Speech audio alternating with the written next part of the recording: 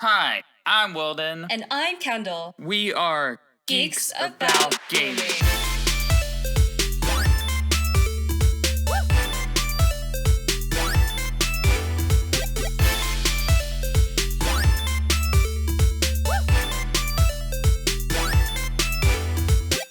Hi, howdy, y'all. Welcome to another episode of the so-called Geeks About Gaming podcast. I am Willden. And I'm Kendelle, and this week we're actually going to talk about a few things as exciting as last week, maybe even more exciting depending on who you are. We have some Among Us updates, some restock updates, some movie rumors, as well as what is Amazon up to? What are they up to? But we'll get to that at the very end. Mm-hmm. Yeah, can we start off by saying, it's, this is a big week, but not just that, when, it's maybe one of the start of the best weekends since quarantine, because one, as we're recording this podcast, this is the start of the weekend that would have been a big deal to some of us, to certain people, the start of TwitchCon. It's true. It's so true. This is the week that, or I should say the weekend that TwitchCon would have been. We all would have been. I think it was still going to be in San Diego this year. Mm-hmm. Yeah, we all would have been in San Diego, and we all would have had a lot of fun, playing a bunch of games, going out to eat. The convention center last year, 2019, it was really big and really spacious, and you had all the nightlife of downtown San Diego, and I think that's what made TwitchCon really fun last year. So it's kind of sad we couldn't do it this year. Yeah, I'm upset. Yeah, and I think the first one I ever had was there, if I heard right or whatever. But yeah, the one in 2018 was San Jose. I remember I couldn't go because that's like 8 hours away from Los Angeles. Yeah, I flew to that one too. Did you? Wow. I did, yeah. That one was fine. That was fine. And then the first one I went to was the one in Long Beach, which I metro there every day. Yes. The first one ever was in Long Beach, huh? Mm-hmm. And then I did then the one last year. I hope it's there again, because that's the closest one. I mean, I took a bus there. I didn't drive because the place I stayed at didn't have any parking, but depends on I don't know what my plans are, or what I'm doing for that one. Yeah. Do you know what I did for TwitchCon last year? I did drive. And I just kept my car next to the Airbnb I was staying at, and we just scootered every day. Really? We straight scootered. We took the Lime, the Birds, whatever those rent-a-scooters are. Yeah, we just took those every day to the convention center. And honestly, it was cheaper than parking. Oh, really? Yeah, it was kind of insane how cheaper the parking was just by taking those scooters. That's crazy, because I mean, I ended up doing, because since I've gone to TwitchCon, part of me has been I've never roomed with anybody by myself, and I know that's part of the experience, because it's I get to hang with my community and friends, and I'm I don't not hanging out with people or friends because I'm by myself. But a lot of it too was that I didn't reach to stay in Airbnb with other people, because it would have been a cheaper option for me, though. I probably want to do it next time because it's cheaper, but a lot of people would decide at the last minute. And, and it's you want to get spots ahead of time, and then half of these people in the stream in their community, they take forever to decide, and I didn't want I don't want to wait for anybody, so I'll just go by myself. And I was I was right in the center of it, and I just walked down. Again, it was super loud, though, because I was by the bars and shit. It was loud, no so way. I don't know if I recommend that again, but I mean, if you're okay with that stuff, then go for it. But if you need the peace and quiet to sleep, definitely don't. Yeah, I don't recommend it. I don't know if I'd do it again or whatever, but it was cool being right there, though, and happening. But yeah, I think next time I'll try to find people or something to stay with and just go from there. Yeah, I'm pretty sure we're gonna have a huge group next year. Yeah, I can feel it. Our huge group.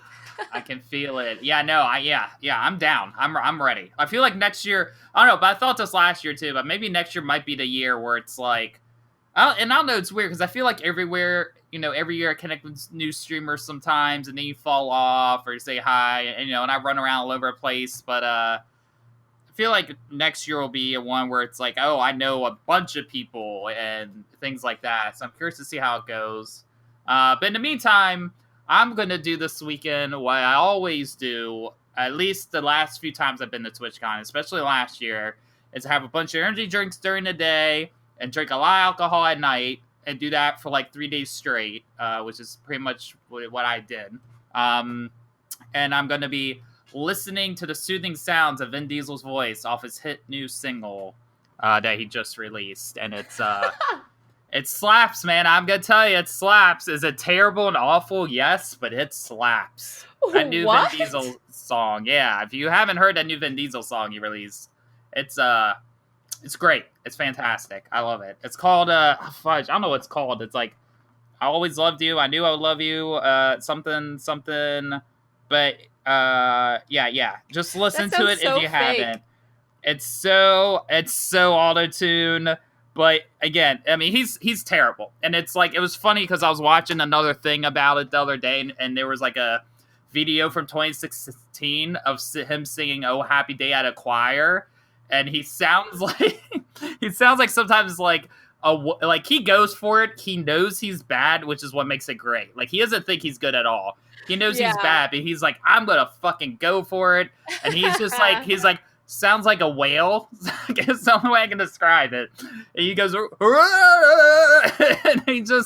but he goes for it, and he sounds awful. But he just went for it. He just came out with this song as of this recording today, and he still sounds pretty bad, and it's very auto-tuned, but the beat's pretty daggone catchy. I'm not gonna lie. That just sounds crazy, honestly. Yeah, so that's about that, and the fact as another random thing to make this Friday one of the best quarantine Fridays we've had is David Sandberg, who's directed Lights Out, the second Annabelle movie, which a lot of people liked, and Shazam 2, posted a video of him giving people the finger for 4 hours. And between that and this Vin Diesel thing, that's about the equivalent of what I can get as a TwitchCon experience at home. So I'm ready. I'm ready for this weekend. Oh my gosh. But besides all that, I don't know. There's been, a whole bunch of news going on this week. As I always say in my tangents and rants, this might as well be a part of a segment of the show or something that we need to put on one of our merch shirts. Again, it's always just when you think the news is gonna die down, it's not gonna be busy, then the next week happens. Kendall, people been playing games and all kinds of stuff. What have you and people been playing this week? So, I've been playing Among Us quite a lot lately, and so has everybody else. However, it is becoming that time where we're all kind of playing Among Us to the point where we're kind of getting burnt out, so we're just trying to liven the game up again, which brings me to meme games. Basically, you just mod Among Us in the settings to just fit your needs to play different variations of the game, and us as a community have discovered 4 different ways that we can have as much fun as we can in Among Us without having it be too intense on our emotional feelings with our friends. So we have Murder Rampage, which is basically everyone is as fast as possible. So everyone's super fast. Kill cooldown is at like 10 seconds. Voting time is only like 10-15 seconds. And it's murders against tasks. Really? So you can still call the emergency button. You can still report bodies, and you still vote each other out. Just everything is super sped up. Also, your vision is literally nothing. You can't see a darn thing. Oh, geez, that might be the only time I would have a chance of winning as an imposter. Maybe. There's hide and seek. So with hide and seek, the imposter's vision is as small as possible, whereas everybody else's vision is really, really high. You have to pick one spot to hide in, and the imposter has to go around to kill you. You don't report bodies, you don't sabotage, and you do not hit the emergency button It's just a good old game of hide and seek. There's Haunted House, which I myself think is my favorite. It's the best one. Haunted House, everyone is as slow as the game will let you. You don't report bodies, you don't sabotage, you don't press the emergency button. All you do is run for your life really, really slow. So it's murders against tasks. And the imposters can use vents, which will help them find people and, kill everyone. But if as a ghost, you can still do tasks. And if you're alive, you just have to be the last two standing to win. And it's so fun. You could all talk to each other too during Haunted House. Throughout the whole game, you talk, and once you die, you have to mute yourself. So you're all having fun, screaming until you hear a cutoff that goes.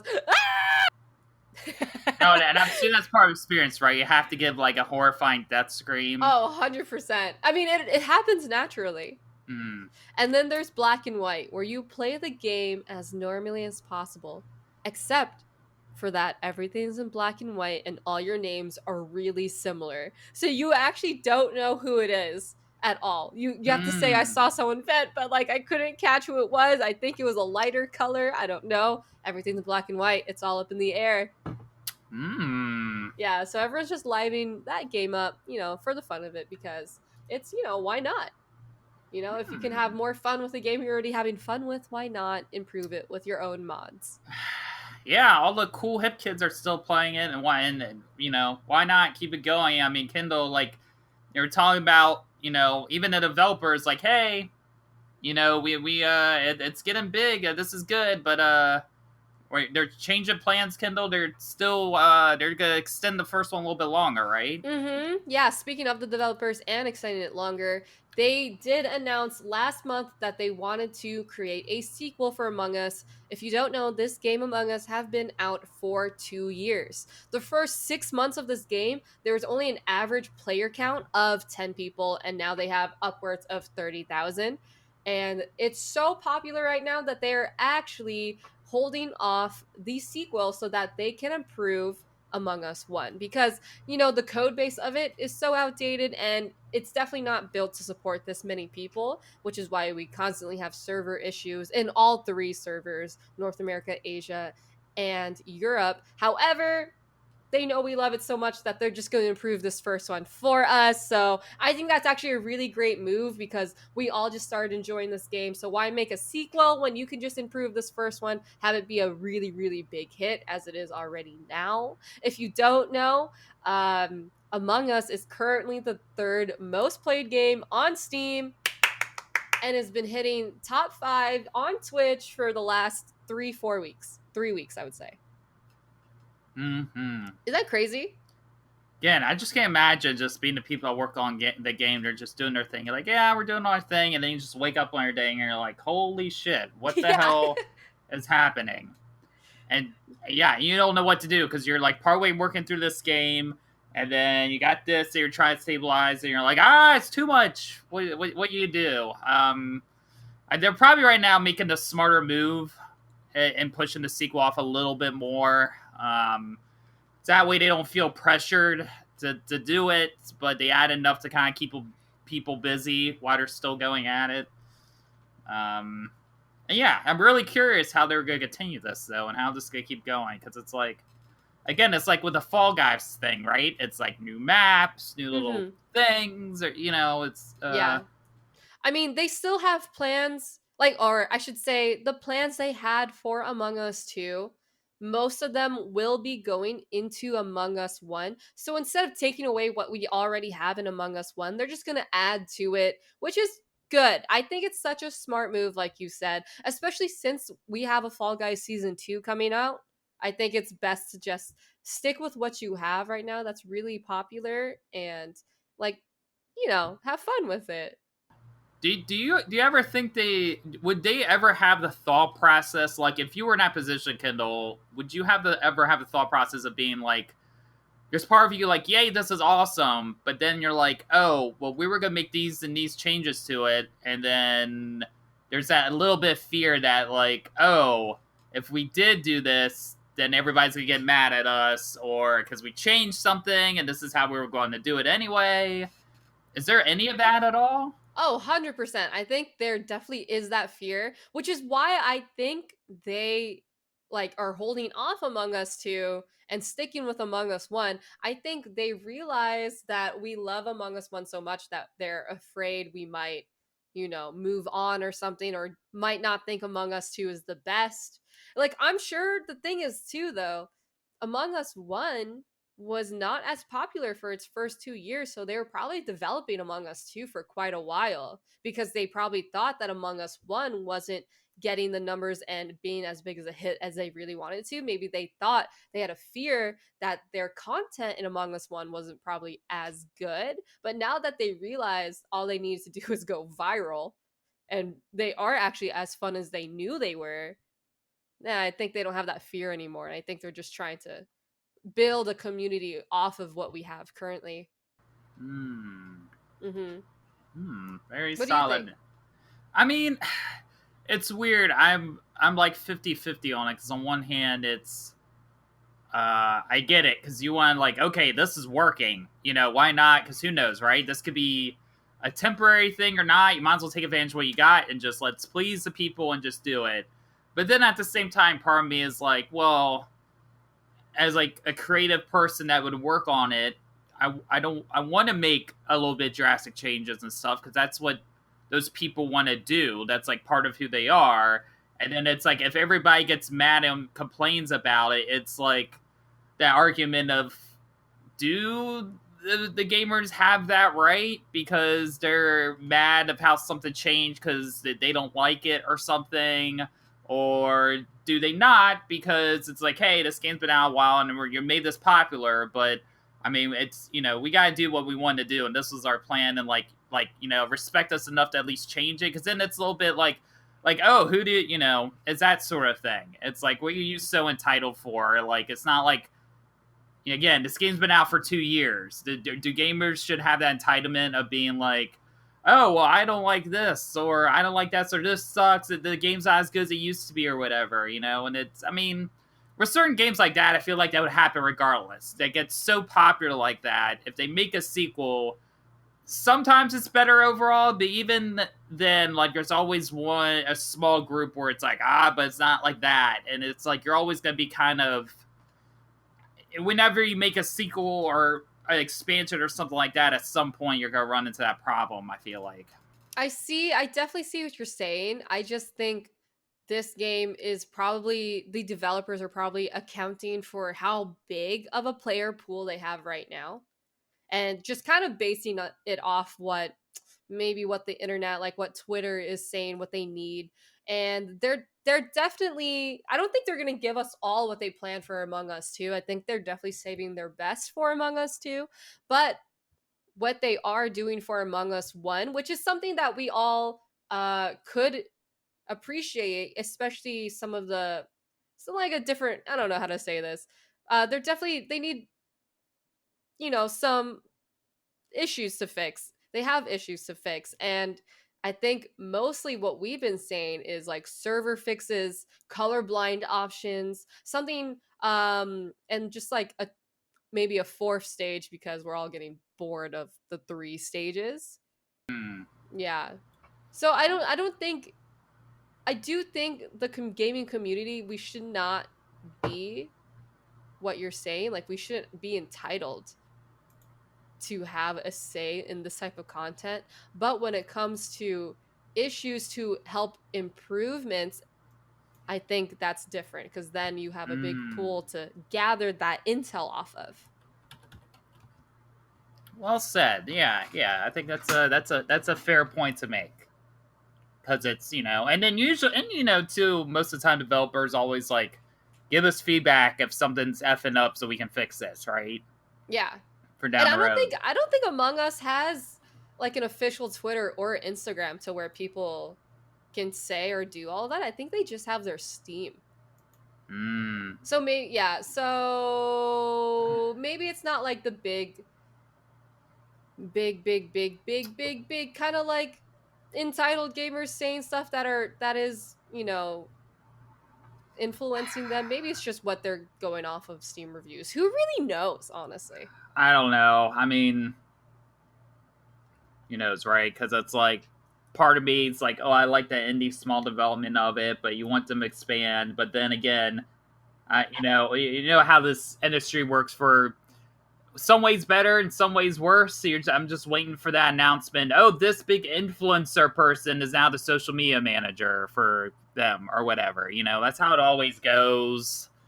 Unfortunately. But yeah, so we'll see. But well said. That's a fair, good points, Kendall. And I wanted to bring up too, we didn't like pre-discuss this one, but it should be mentioned, I think.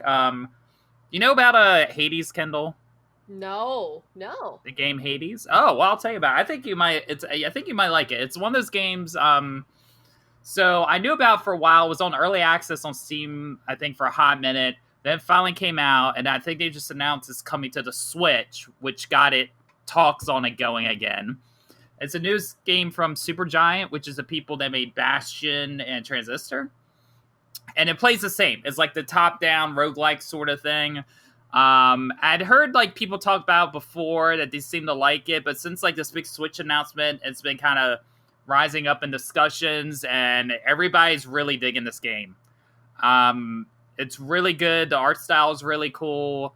And everybody's been talking about it. And again, it's been in early access since 2018, and it's just finally get a full release. But everybody's kind of really digging this game. I'm hearing people that don't even really play this kind of game normally are really digging it. You're playing like the son of Hades, and you're kind of just having to go through things. You know, it got to the classic characters and things like that, Zeus and all that jazz. But it looks pretty good. I don't know if I personally get touched just because, I mean, I loved Bastion and I like Transistor, but I'm bad at those kind of games. I'm just not good at them. Otherwise, I would give it a shot. But I would recommend it. People are saying a lot of good stuff about it. Yeah, it's just being like hyped up right now. They also have a good documentary series about it on NoClip, which is a YouTube channel that does documentaries, and they've been documenting like every like 4 or 5 months they revisit them as they've been working on this game, from like concept to working on it to release and then fixing patches. So I recommend that too. That's a very good little series to watch about just like game development in general. So I just want to shout that out real fast. Oh, that's nice of you. Yeah. No, it's worth it. Yeah, and then as we talk about, Kendall, video games, you know, are a big deal and stuff like that. We're finally had a decent video game movie with Sonic. Yep. And since then we've had like Uncharted's coming stuff. You know, every once in a while we have like a thing where a couple gaming movies come out and we're like, oh, maybe this is the time. And then they kind of fail and fall apart. We've talked about Monster Hunter and stuff like that. They have announced that Sega's, which this is interesting. I guess in a way it's not surprising, but it is interesting. That Sega's number 2 franchise behind Sonic, their poster boy Kiryu, it's getting a movie. They're making a movie of Yakuza. Now I'm pretty sure this is gonna be like an American take on it. And also to acknowledge too, there is a Yakuza movie that's already made that came out like I think like a decade ago or so that they made in like Japan. I haven't watched it yet, but people who are fans of the franchise like it. But this is going to be like, I think, a Hollywood kind of adaptation. It's going to be made with 1212 Entertainment and Wild Sheep Content. I believe it's going to be going under that banner. So probably like you'll see that same like Sega intro logo that you saw at the beginning of Sonic. And yeah, it's gonna be interesting because if it's gonna be under that banner, like Yakuza, I don't know how they're gonna. Again, I haven't seen the Japan movie, but I know it could get a little weird. It could get a little absurd and crazy. I'm not sure. I guess you could do a PG-13 version, but I feel like it would be an R-rated version. But then again, it's like it's a Hollywood thing, and would it sell that well? I don't know. But again, it's a very popular franchise. I finally started getting my hands onto it. People that like that franchise really love it. I feel like there's been sort of resurgence of that franchise. Like within the last couple years, people have finally started discovering it, even though it's been around for like a good decade or so. No writers attached or anything like that. But yeah, they're making a newer live action version of the Yakuza franchise. And again, it's another one of those, if it hits right, they definitely can make it a film franchise pretty easily if they somewhat stick with the games, because we're coming up on game number 7 of the main franchise, and there's been like 7 or 8 spin-offs too, and then also Judgment, which is another one. If it hits right, that could be another really big cinematic franchise thing. So yeah, Kendall, I don't know how you feel about Yakuza. I can't remember if you've gotten into it or not, or what you think about them being like the next step for Sega out of all their franchises. Be like, oh, Yakuza's gonna be the next one. I think it's definitely crazy that like Yakuza is their one after Sonic. Right, that's surprising, right? Of all the franchises they could pick, they chose Yakuza. But it makes sense in a way, because Yakuza already has like a nice cinematic appeal when you play the game. And like right now we're all into action, and we need some like comedy moments, because like, the situation we're all in 2020. But I don't know, it makes me scared. It makes me so scared, because this is such a loved franchise by its community, and I feel like Hollywood has ruined a lot, has ruined a lot of video games, like turning them into live action. I feel like Sonic was successful because they played up that Jim Carrey type appeal to like a family friendly type movie. But like Yakuza is not family friendly. Like you said, is this going to be PG-13? Is it going to be rated R? And if it's PG-13, is it going to be on the lower lower spectrum of PG-13? Because then that's not quite the Yakuza games we all know and love. I don't know. It makes me like, I feel like it could either go really, really well because Sonic went really, really well, or it could just be terrible. Yeah, it's and what's weird here's the interesting thing, because I'm trying to see what the Like a Dragon was rated originally. It's hard for me to find. I'm assuming it would have been rated R. Yeah, if you could find that. But I can't find. Well, the funny part is the movie is called Like a Dragon. Which is the title of Yakuza 7, which is interesting. It's like they knew. Yeah. We're like 13 years later, we knew. Right. And it's like, again, it's like Sonic is good. They're making a sequel to that, right? But it's like, how much crossover audience-wise is there besides, the adults? Because you can't take the kids. I was going to say, this is not something you can take the kids to. This is something more, like you said, PG-13 rated R, so it's more adult-esque. And again, you're going to bring up that topic of a conversation, like, if you would hope, I guess, they would learn their lesson or from other experiences, that you're probably going to have mostly maybe an Asian cast for this. I mean, that would be nice. It'd be nice if they it's weird, right? Because there's certain people I feel like that are non-Asian actors they could cast and make this work, like American actors. But at the same time, you know how society is nowadays, and heaven forbid, there'll be a whole rampage about that. Yeah, and I think you're right, though. They are going to make this very Western, but if you think about what happened to Mulan, it didn't go well, because it was a Chinese take, or it was a Chinese movie with a Western take that just wasn't like meld together quite nicely. Yeah, and there was like, people were mad because it was like made by white people, and then it starred a person that had their own issues and things like that. It was just kind of a mess. Mulan definitely was a mess, and I'm just hoping this Yakuza movie is not going to be a mess. However, with our track record of video game movies, it just might turn into a mess.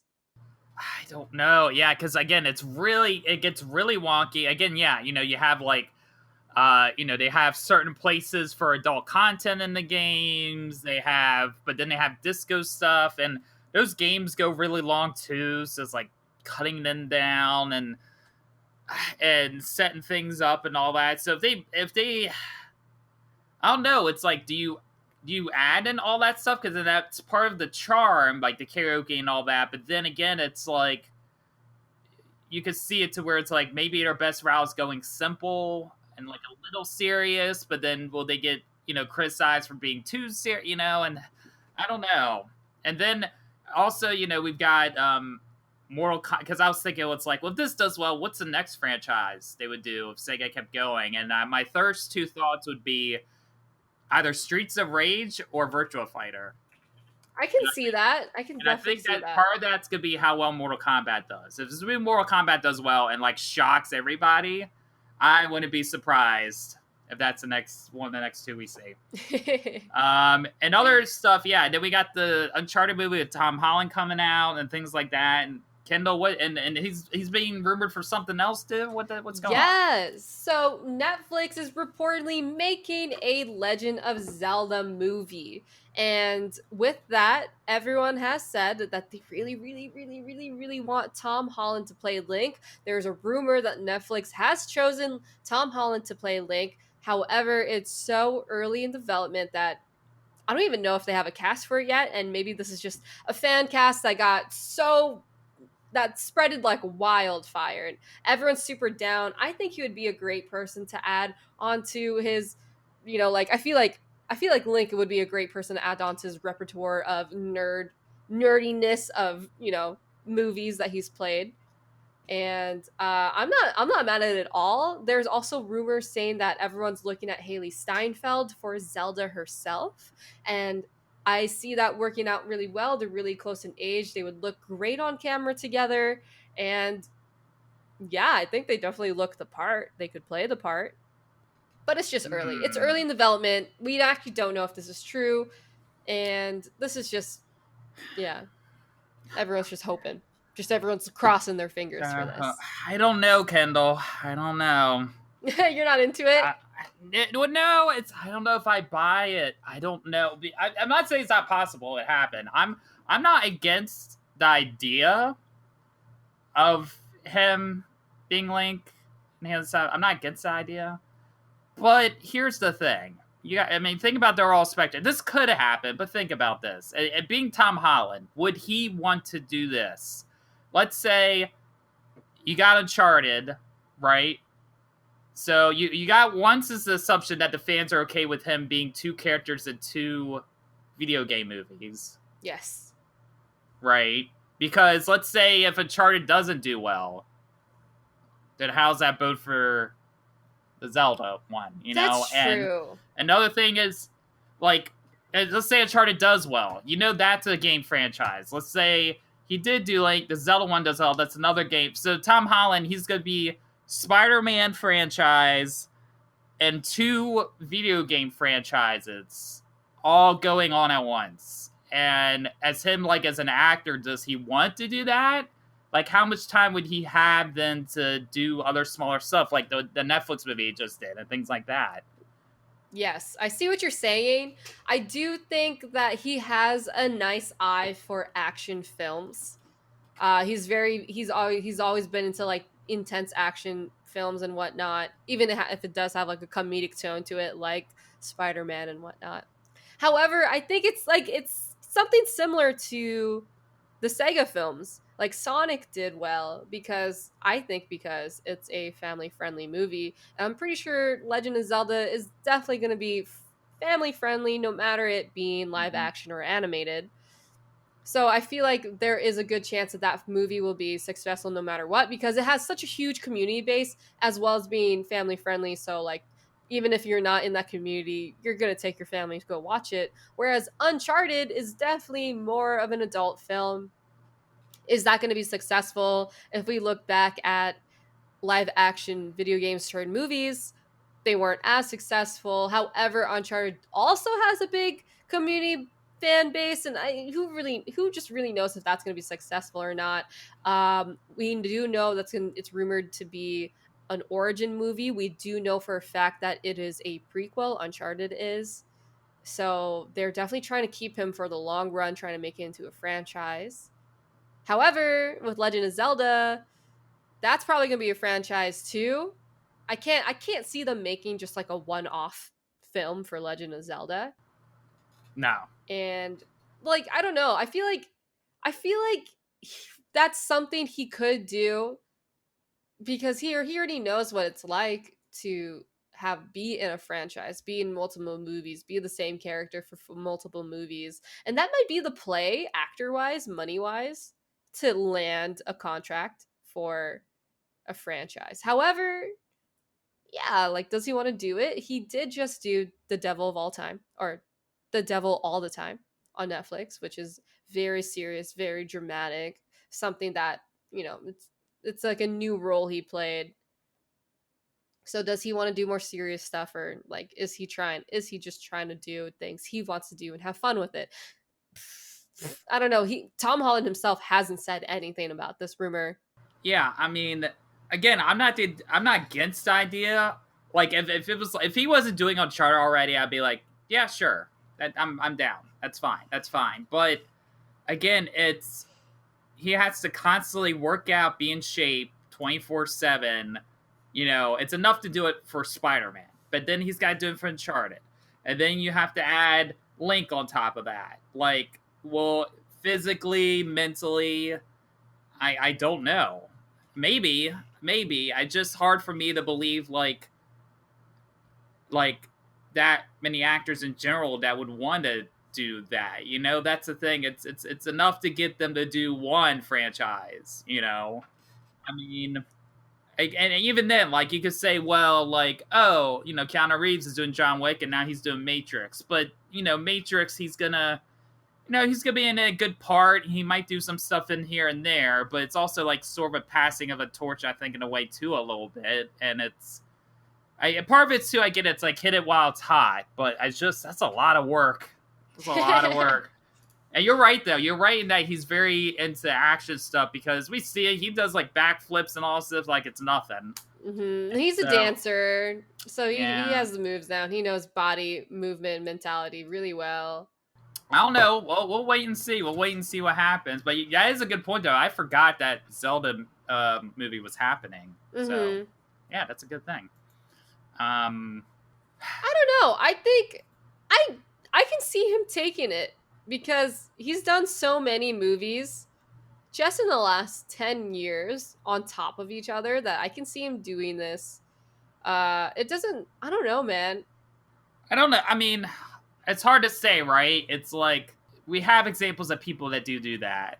But then again, there's only one person. There's only one Dwayne Johnson. There's only one The Rock. Yes. And that's what his career is based on, is knowing that he constantly somehow does 10 million things, 10 million movies, run a business for drinks, do this, do that, somehow works out, sleeps. But again, he's like a rare, he's like a one person extreme rare case scenario, right? Like you can't take him to use that as an example of that. Oh, well, people have done this. Yeah. But yeah, I don't know. Can't never say never. All right. Yeah, no, that's interesting. Again, video game movies are becoming the new big thing, which is good. I hope this time might be the time. You never know. Yeah, it's good, but like, is it doing well? Well, we'll have to wait and see, I guess. Yeah.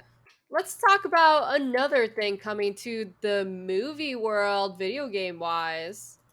Oh, are you talking about the Tribeca Film Festival, Kendelle? I am, Willden. Will you want to tell me about that? Oh yeah. Kendelle wants to know all about this. I'll tell you. So like Tribeca Film Festival has had little things related to games events here and there over the years, but now they've finally established like an official thing for games by creating the Gaming Advisory Board. So they're basically going to create an extension of the Tribeca Film Festival dedicated to games. Ooh. Yeah, it's good. And so next year, it's going to be the first year they have it. It's going to have the first ever Games Award and gaming selections for the festival. which is a pretty big deal. You know, you have like your South by Southwest has a little bit of a gaming section and all that, but this is a pretty deal for Tribeca. But here, this is where it comes. This is where it's gonna be coming in interesting.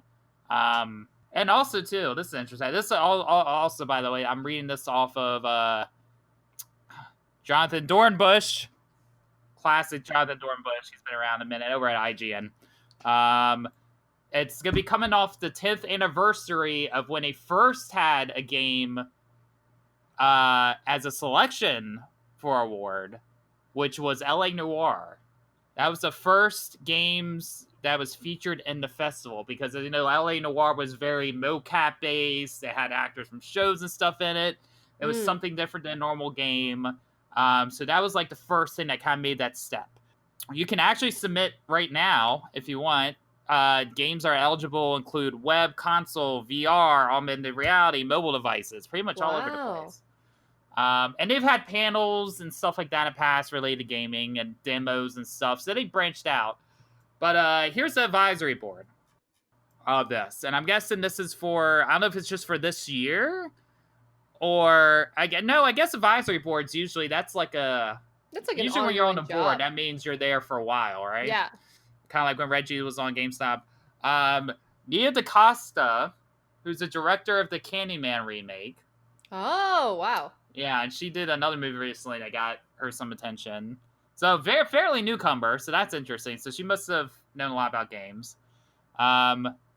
Kiki Wolfkill, head of Halo Transmedia and Entertainment. Yeah, wow, okay. Ben Gordon, the co-founder of EA. Okay. Jon Favreau. No way! Mm-hmm. What? Why? Because of Iron Man?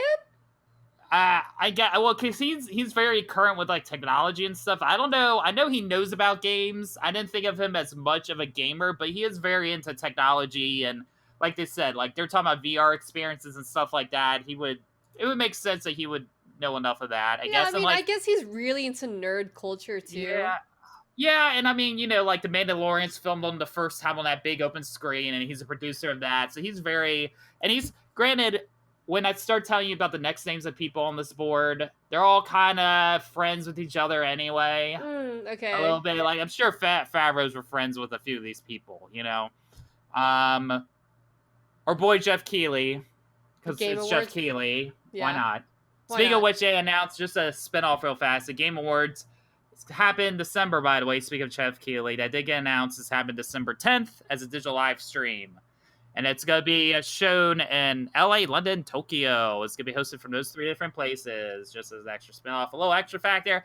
And then also for the last 2 on the board, my boy, Max Payne, first Max Payne himself, Sam Lake, the head of Remedy. Wow, okay. Director of Control. That face. And last but not least, one of the most prolific people, maybe respected people in gaming, who we will talk about something else related to this person here shortly. The one, the only Hideo Kojima. No way, they got Kojima to be on the board? I mean, Keighley, Kojima, they're practically in each other's pants all the time anyway, right? What? No way, that's crazy. Yeah. That's amazing. So that's the board. So that's how. So if you have something you want to submit to have them check out, good luck. That makes me wonder: can Kojima's own games win? I mean, Death Stranding. That's true. Yeah, because it's like, can Control be entered? I don't know. Yeah, right? like that's what I'm wondering. Like, is him being on the board, does that automatically negate his like games that he's developed? You think? Is it like a doctor where like if you're a doctor and your family member's in peril, you can't work on them because you're a family member? You know what I mean?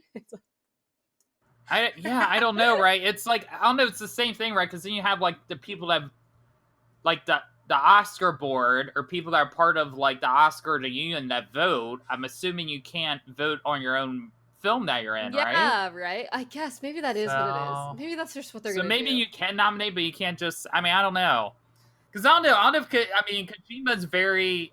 himself. So I would think he's probably like, he likes having his work celebrated as art and stuff. But at the same time, he's probably like, but like it doesn't need to go to this. It doesn't deserve to be. I'm fine, Wow. But yeah. Wow. And speaking of Kojima, as it relates to something else, Konami is re-releasing some of their classic games on the PC. In fact, they're available right now. Some of these, Metal Gear. Maybe. You have your Castlevania, Contra's coming, things like that. But yes, Metal Gear, and it's gonna be on GOG.com. Metal Gear Solid, Metal Gear Solid 2 Substance are now available on the PC. Wow. Okay, Yep. sick. And if you're as old as dirt as I am, who I actually have, it's somewhere in my parents' house, I have the original Metal Gear for the NES for 1987. Amazing. Because just for your TikTok generation, Metal Gear Solid wasn't the first one. I was about to say that. I literally was about to say that. And this is why we're co-hosts. This is why G4 should hire us, because we have chemistry. Yeah, because there's so many people out there that are just like, I love playing the first Metal Gear was so good, and they're like, yeah, Metal Gear is solid. I'm like, no, just Metal Gear. Yeah, try playing that original Metal Gear and tell me what you think. But yeah, so it's just right now. But then again, I don't know, Kendall, there's been discussions brought up again. Of course, you know how the internet is. I want a Metal Gear Solid remaster. Would they do a remaster? Will Blue Point do a remaster? Would Kojima approve a Blue Point remaster? Ooh. I went full Sessler right there. You really did. You really, really did. But I that's don't so know. exciting. Oh my gosh. But yeah, it's again, yeah, it's just one of those things, right? And it's PlayStation games coming to PC. They're older ones, but yeah, and again, like they've been doing Contra, Castlevania. It's the first PC. Again, this is IGN. Same thing. Freaking Jonathan Dornbush, that guy. It's the first Metal Gear Solid PC availability since 2000. Metal Gear Solid 2 originally hit PC in 2003. Substance is an expanded version of Sons of Liberty. Extended version. But yeah, that was interesting. Kojima all around the board, always finding a way to keep himself in. Speaking of PlayStation, Kendall, what's going on with PlayStation? We have our pre-orders and stuff going on, right? What's going on? Yes. So, as we all know, the pre-orders are out, but it was a hot mess, man. It was such a hot mess. We all knew that. Yeah, and I guess we should talk about Xbox too, right? Mm-hmm. Again, hot mess. 3090 RTX, also hot mess. Hot mess. Everything was sold out first day. Mm-hmm. Hot mess. All those. Mm-hmm. Hot mess. But now, as of today, and if you're not listening today, September 25th, you can get them back because they're all restocking on their pre-orders. Best Buy is restocking controllers and accessories as we speak, all the same prices. You don't get a discount. They're just pre-ordered restock, so go out and get it. Amazon already has restocked right now. They actually have some deals with IGN for, or not, what am I just saying? Oh, you should check IGN deals for future updates because they got all the deets. On Amazon, you can get the controller, the camera, the DualSense controller, charging station, the media remote, and the wireless headset. That's restocked. At GameStop, they got the controller, the remote, the charging station, the camera, and the headset restocked. That's it's mostly just accessories that are restocked that have been, hot mess. Yeah, even I know some people as of right now are still having issues with it. I mean, I'm still keeping an eye on if that digital appears, but I feel like the likeliness of that is very slim. Yeah, again, and of course, console fanboys, which is still kind of dumb now at this point. That's still a thing, but everybody's yelling at each other. All the Microsoft people are like, "Ha ha ha! You PlayStation effed up." And PlayStation fanboys are like, yeah, they effed up, but you just wait because their stocks are pretty low. And then Xbox fanboys are like, ha ha ha, but they have it pre-planned, so they'll be all right. And then What happened? Then they came in, and everybody's like, "Oh, they didn't have enough." And then PlayStation's like, "Hey, we kind of told you." Yeah, you know. So, Yep. Yeah, it's bots. Keep hearing about bots. Oh, these websites should have bots because they're, things like that. But you know what? You have the chance right now. Go check online. Check Best Buy. Check GameStop. Check Amazon. They have restocked for those pre-orders. So go, go, go, go, go. Power Rangers. Stupid. Yeah. You left me out for that. That's actually a little thing, by the way, just to clear some confusion. So there's been the issue, right, with the Spider-Man thing and about how, like, things like that and the upgrades and all that stuff with Miles Morales. There's been a big hot mess about that and people have an issue with that. What they're saying is that if you want to get Spider-Man remastered, you have to get the Ultimate Edition for Miles Morales. Yes. Or backwards compatible. They're not doing like a separate purchase for that remaster. For that's it's what is fine, I guess. Also, Kendall, last couple things about some gaming announcements. As you know, as of this recording, we're like almost partway through the Tokyo Game Show, which is like the last gaming convention of the year. And it's happening right now.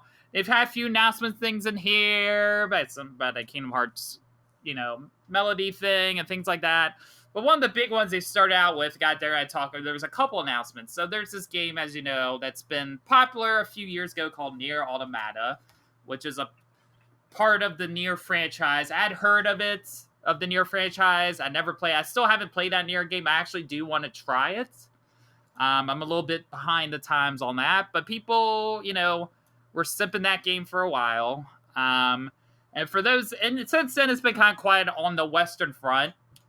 And now, we're not getting one, but two games over here, from the Nier franchise. One is a first mobile title in the franchise called Nier Reincarnation, which is coming to mobile devices. It'll come out here in Europe. It's like I don't know how to describe it. It's mystery and things like that. It's gonna be on iOS and Android. And they have this interesting thing. This is interesting too. It's also IGN Jason Koski. Koskari. That's how you say it. That's how you read. They have a thing of 500,000 people register. Everyone gets 3,000 game gems to spend in the game, or 10 gacha pulls. If 1 million register early, the team might even make a golden statue of Mama worth $9,480 in the US, or 1 million yen. You're playing this character who is called Mama, and you're going through this world called the Cage to collect pieces of weapons like memories, and the players are going to go back and forth between the Cage and the weapons memories. So the Cage stuff, as you're walking what's going to be in 3D, and then the memories going to be played in 2D.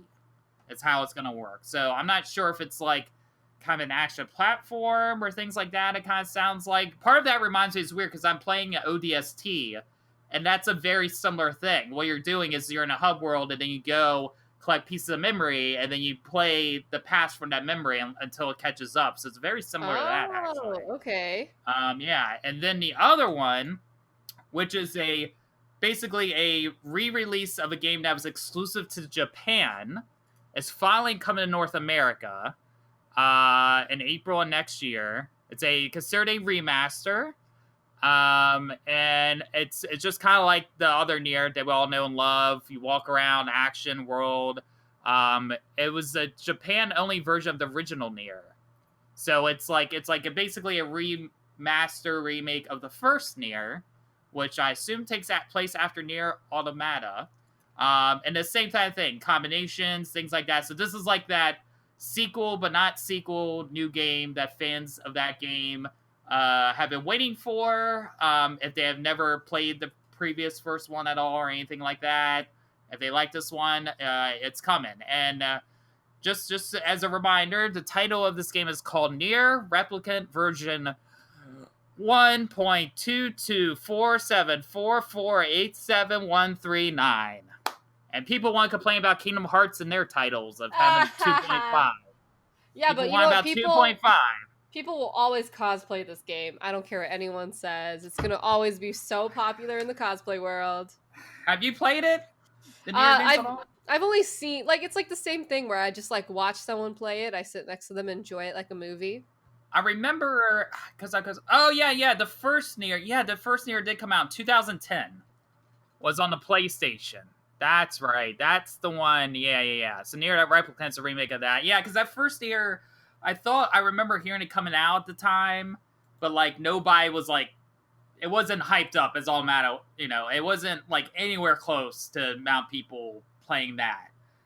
It kind of heard it was like, oh, it's a decent game, but it's not like life changing. And then it's like, if you want to play or whatever, to skip on. Then all of a sudden, it just became really big. Yeah.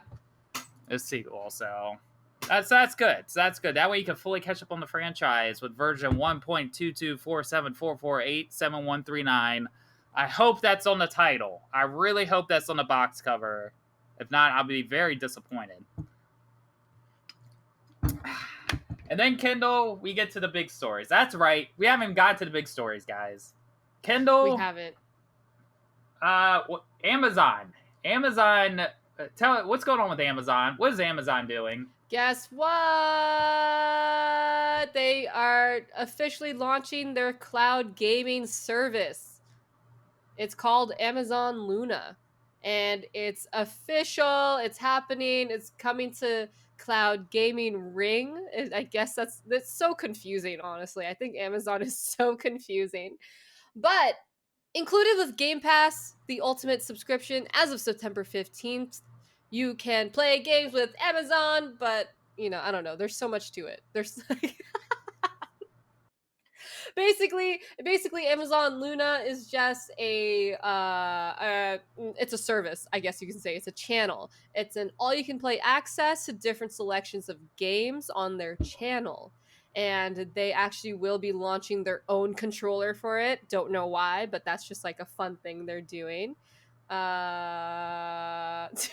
like, Amazon's doing too many things.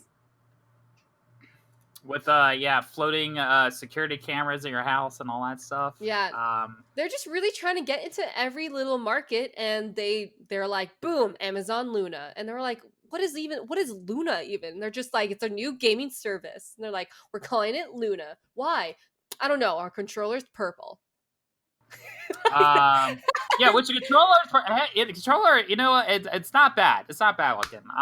It's cute for sure. Yeah. It kind of reminds me of a Switch Pro. But it's okay. I mean, all controllers can look the same. It's okay. Like Amazon. I want to say something to describe this, but it's horrible. What I was thinking of saying. It's really bad. It's really bad. I'll say it. If you want, I can do a re-edited, cleaner version of this. Yeah, do it. And it's like basically before I could go over some of the details to re-explain a little more of what this is, but pretty much it's up as short and sweet. Like, this is Google Stadia has been kind of slowly on the deathbed here or there, and this is basically Amazon pulling the plug and letting them go. Yes. Actually, yeah, this is basically the final nail in the coffin for Stadia, because to sum it up short and sweet, it's kind of like Stadia, except it's cheaper, and its overall seems to be a better, more reasonable service.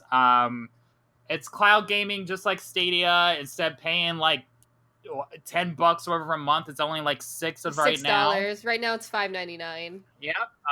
Again, it's not clear as far as like Prime goes, what may not come with that, but the way it works is basically the first big catch is Ubisoft, right? They're going to be doing stuff with Ubisoft first to get a lot of their games on there, which are not on Game Pass. They're on their Uplay, but they're not really on Game Pass. And the idea is that essentially like you could get, oh, Ubisoft has their store through this. You pay another $6 for the Ubisoft games, or you pay, or EA comes in, you get another $6 for EA play games or whatever, and things like that. Which sounds like, well, then why would, but compared to Stadia, where it's like you're paying so much a month and then you're paying per game, this one makes a lot more sense. Again, it's a little bit cheaper. This is getting to that start of like, are we having a games, of service battle? Is the console war battle over and now it's about games of service, Kendall? I mean, I don't know, because that's a pretty big hit for Stadia. Stadia wasn't do well on its own, but I mean, I can see this surviving even with Game Pass, right? Because Game Pass is still like it's a tough monster now that's hard to beat. But I think if anybody could do it and make this work, it's Amazon. I think the way they're going about doing it is a smarter way. Oh, 100% a smarter way. But I feel like it's also like too soon for them to be like, Google Stadia, it's not working. We're going to do more gaming stuff, but Google Stadia sucks, so we're going to go to Twitch. No, Twitch is kind of sucking. Oh, we kind of have to have people be able to watch movies on Twitch. That's still not enough. Let's just put the nail in the coffin on Stadia and make our different completely service with each separate fees on channels. I don't know. I feel like they're doing too much. That's a fair point, Kendall. I didn't even think about how many advertisements we're going to see on Twitch for this thing. That's going to be fun. Yeah. 6 advertisements, 4 of them being for Luna. It's coming. Yeah, it literally just sounds like they're trying to get into the gaming world, and they didn't just have enough focus groups, and they're like, this sounds about right, and everything's failing them, and then they just keep changing it, and this is their newest thing.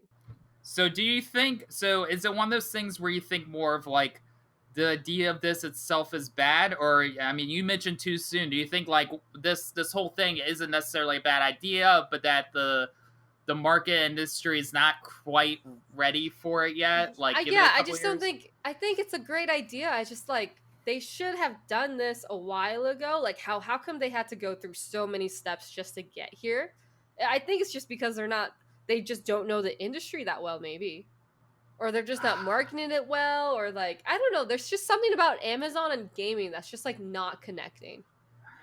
I mean, that's true, right? We've had that New World, whatever was supposed to come out, that got delayed. They had that Crucible game that pretty much Crucible bombed. that they didn't even market at all. They just released out of nowhere, and then some people were interested in it, but it just wasn't that good, and then just kind of fizzled out of nothing.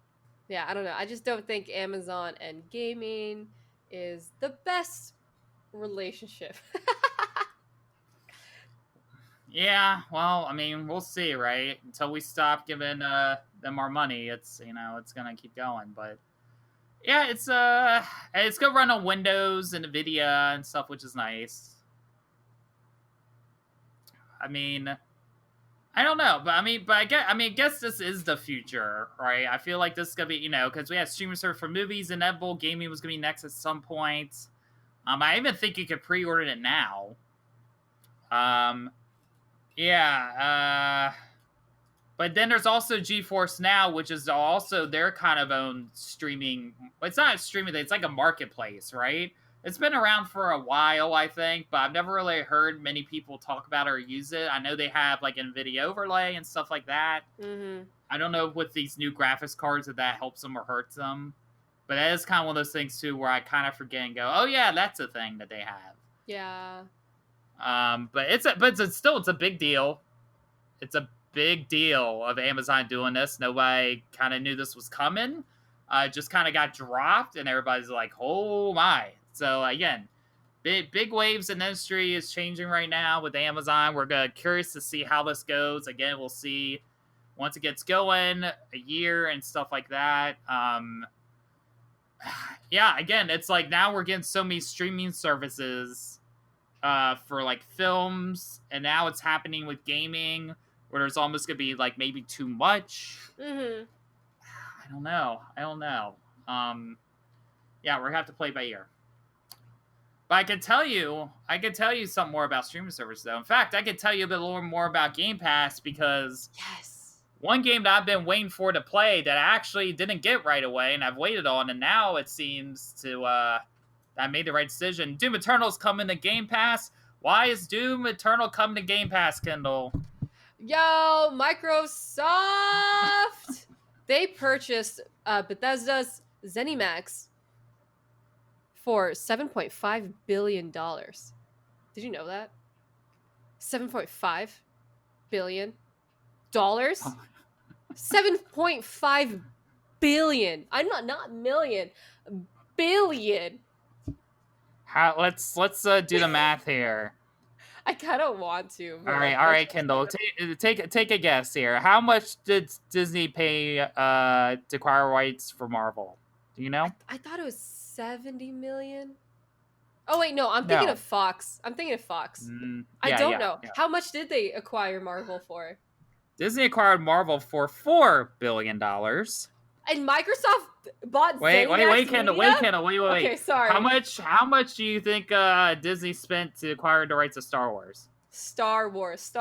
I want to say 1 billion, a little less than Marvel. $4 billion. $4 billion. Okay. If you add $4 billion plus $4 billion, that's $8 billion. And they got 2 amazing franchises. Microsoft spent $0.5 billion less to buy Zenimax Media. That's crazy. Is it worth it? I mean, I guess you do get Fallout, Elder Scrolls, Doom, Wolfenstein, Wolfenstein, Rage and Wolfenstein. What is that worth? $7.5 billion? Well, if you talk to gamers and you go by the last specifically 2 years, because they like talking about 2 years for some reason. It has to be 2 years, not 3 years or 4 years, but 2 years specifically. If you talk to gamers, then the answer is no. But the answer is no. But maybe it'll help them make better, good games again. That would be nice. It kind of makes. Now, if you're people like me who think a little bit differently, then that's not our thing. But what do you think, Kendall? Microsoft owning ZeniMax again? ZeniMax. We're talking. Okay. You just mentioned Bethesda. That's Fallout, yes. Elder Scrolls, yes, Starfield, yes, id Software, yes. Doom, Quake, Arcane Studios, Dishonored, that Deathloop, which is apparently still gonna be like PS5 sort of exclusive. Yes. That Ghostwire Tokyo thing coming out. Yes. ZeniMax Online, Elder Scrolls Online. Yes. Kendall, what? Okay. I mean. Okay. This is. Are you ready for my thought process? Okay. Yes. It's just so crazy to me because Microsoft they just let go of Mixer. And then Microsoft bid for stakes in TikTok. Didn't work out for them. Microsoft started partnering with Facebook after the end of Mixer. But everyone went to Twitch instead.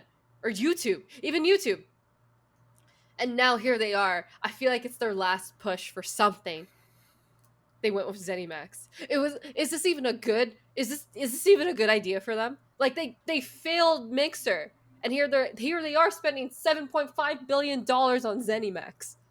Well, here if you want to know my take. We should mention too, Kendall, it is important as well. And I know that this is a kind of an interesting big deal as well. They were rumored for a bit too. For a hot second, Warner Brothers was like, I don't know if we want our stuff anymore. That's right. And then all of a sudden they walk back on there and like, nah, we're gonna keep it. So if that confirmed anything else, that's officially confirmed, Microsoft was able to afford it if they wanted it. They could have afforded it. That was not an issue why it didn't work. Mm-hmm. Who knows? I feel, is Microsoft a little worse at the gaming industry than Amazon? Well, Is it Amazon versus Microsoft? It really feels like they're going for they're not trying to get to the top 5. You know what I mean? They're just trying to get a leg up on each other. Microsoft is like, I'm better than you, Amazon, and Amazon's like, you thought. It's and I know, and even perhaps Kendall, the biggest part of the story, which we could go about this for a bit. We should discuss this for a bit, but perhaps the second biggest part of this story, whether it should be the biggest part of the story or not, is again depends on what side of you're on. But apparently, let me talk about from the gamer's perspective again. The most important part of that about the story is not just all that's part of it, but the potential of getting a Fallout New Vegas 2. That's really, to the gamers, that's all that matters. That's all that matters. It's true, though. They love those Fallout games, bro. Because... I love those Fallout games, bro. And you know what, Kendall? I think it is a big deal. I think it's actually a decent move. I don't think it's a bad move. And I'll tell you why. Because... like, in my head, granted, right, I'm a PlayStation person, but when I had a 360 and PS3, I naturally played all the Bethesda stuff on 360. I think in people's and heads, instinctively, it makes more sense. Bethesda fits in with PC overall, because they always had, or Xbox, because they always did mods and things like that. They always felt a little more hand-in-hand with each other, as I hate to say that. But think about it this way, too, right, because they owned all those games I just mentioned. And they, again, the reason they're talking about Fallout New Vegas 2 is they also own Obsidian, right? And so Obsidian, who's, they're working on their first fantasy franchise and all that, they have 2 of the top, as far as, like, telling stories and stuff goes, they pretty much have, like, the top 2 right now as far as open world RPGs that tell stories. And not only that, they have Rare. I mean, if you look at all the studios Xbox owns right now, they're trying to capitalize on this. And having first 2, it's a big deal. All that means all the Bethesda games are coming to Game Pass first. Mm-hmm. And if they want to, I'm sure. Look, and they own Double Fine. I forgot about Double Fine. 343, that's Halo, Rare, Ninja Theory, the Coalition. I mean, it's kind of crazy. And, it does give Microsoft a huge advantage because let's say, they'll probably... It would be weird for them not to release a Fallout or the next Elder Scrolls 6, right, on PS4. But then you think about it this way. If you're the average person, even me, a PlayStation guy, right, who would... on one hand, be like, oh, well, I'm going to get Elder Scrolls 6 on the console for PlayStation.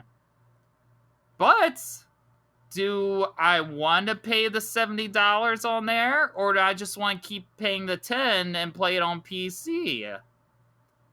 And that's thought process is what makes the difference. Because now they can give you all these big high-profile games that you could spend 300 some hours on.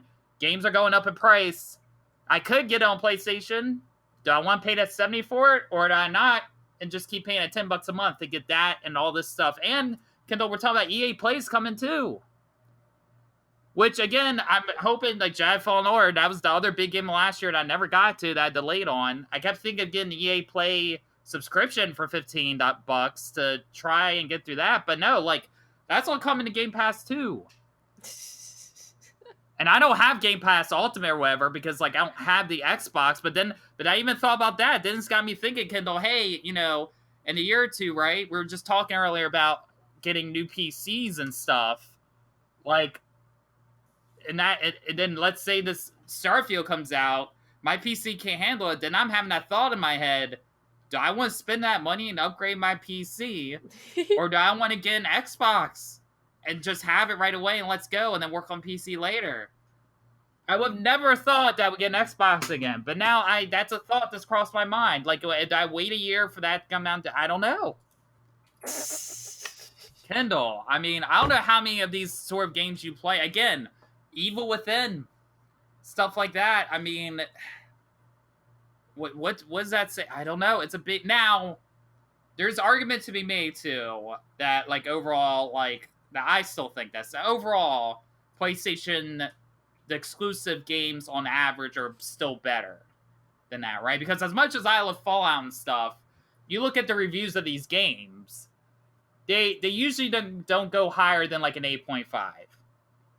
Whether it's Elder Scrolls Fallout, even big Bethesda ones, they always have issues and glitches when they come out. That's what they're known for. People are hoping maybe this will help fix that because they have more money. So it's not like a KO or anything like that, but it's up there, Kendall. It's up there. For sure. Oh my god. I could go on another tangent about Fallout New Vegas also, but yeah. About that one. Oh my god. But yeah, it's again, it was just out of nowhere the day before Xboxes went on sale, Kendall. The day before they went on sale. It's a lot to process. It's a lot to process, Kendall. Is this? Would you? I mean, I don't know. I don't know how big you are into Fallout or Elder Scrolls or Doom or Dishonored or. Like me and my roommates are super into Fallout and the Elder Scrolls, 100%. So, but like. I guess, yeah. Okay, you know what? Yeah, yeah. It could, yeah. I can see how this is like a good thing for Microsoft, and Xbox gets, funding. Like they get an investor, which is pretty great for them. Does this call for better games or does this call for more games? Who really knows? Until things start happening. Hopefully, this is better games. Yeah, I mean, were you planning on getting like an Xbox, or like does this motivate you to be like, oh, I gotta make sure my PC's upgraded? I would love to get the Xbox S for sure. It's just like if I was going to invest my money in something, I would invest it into my PC first. But we will see. We will see if I make that jump to see if it's more worth it for me. Because before I was a PC player, I was such an Xbox fan. I was all about the Xbox. I didn't care about the PS5. I didn't care about PlayStation. I was all about Xbox.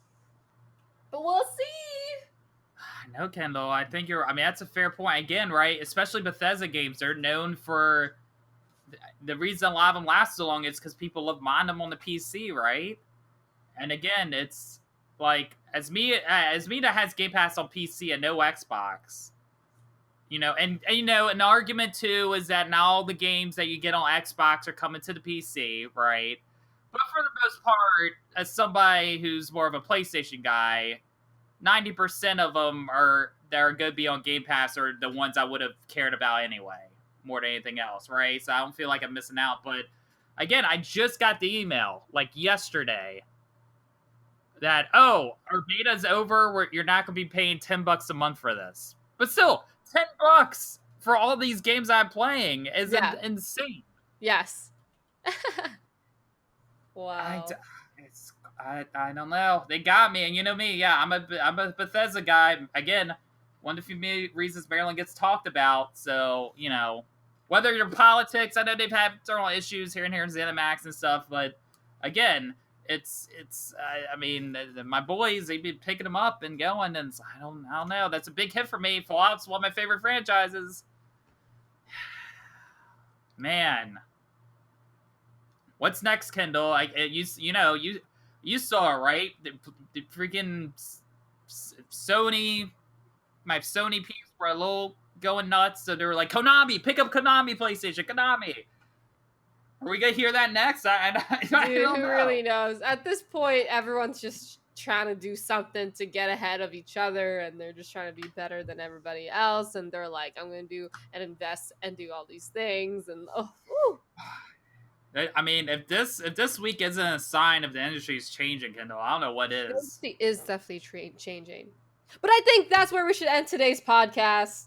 Yeah, no, that's a good way. That's the thing. If we're takeaway for this week's episode, the industry is changing, whether we're ready for it or not. Big things are happening. The future of games as we know it, as we're playing now, is not going to be the same as it was a decade ago. And you think, right? Because in terms of new consoles, like right? There was that talk of like, well, how's the industry going to change? We have these new consoles, but it used to be graphics, and then like online and abilities, and then it's like, well, there's not much changing this time around this generation with gaming and stuff like that.